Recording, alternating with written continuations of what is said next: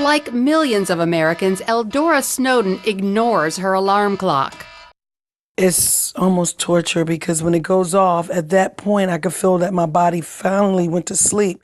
But now I have to get up and I have to struggle in order to get up. That's a classic sign of sleep deprivation. Other clues: irritability, grogginess, difficulty concentrating or staying awake during meetings or classes, and trying to catch up on sleep on weekends. Well, I know that I have insomnia, and I just do not sleep well at all. The first step tends to be sleeping pills, when in reality it should be one of the last. According to sleep experts, this medication is addictive, can have serious side effects, and causes drowsiness during the day. The person spends time trying to figure out what the best sleeping pill is, which is completely wrong. What you should spend time doing is trying to figure out, why am I not sleeping well? One reason can be your diet. Too much caffeine can be a culprit, so cut out coffee, tea, soda, even chocolate 8 hours before bedtime, or better yet, altogether.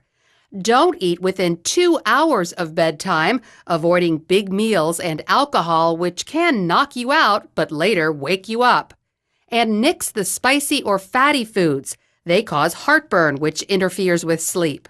If you want a great night's sleep, turn your bedroom into a true sleep chamber. That means eliminating anything your brain associates with wakefulness. So if you're in bed, don't do things like watch TV, pay the bills, or have tense conversations. In fact, if you worry in bed, try to think of something calm or get up and go into another room. Then literally write down your problems. This subconsciously transfers them from your mind to the paper, relieving stress so you can go back to bed. Regular exercise, particularly in the afternoon, can have you sleeping like a baby. So can taking a warm shower or bath before bed. When you are in the bedroom, lower the thermostat. Keep it dark and quiet. If there are still issues, use a sleep mask and earplugs. Make sure you go to bed and wake up at the same time every day, even on the weekends. And since nicotine is a stimulant, stop smoking. If these tips don't work, your doctor may send you here to a sleep center where more serious sleep disorders are identified and treated. Les Ward fell asleep while driving and hit someone. Now his employer won't let him drive unless these tests can show it was an isolated incident. And what we're trying to see is if you put him in a relatively dark, quiet room where he's a little bit upright, how well does he stay awake? Because if you think about it, let's say you're a truck driver, do I really care how quickly you fall asleep, or do I really care if you can marshal your forces and stay awake?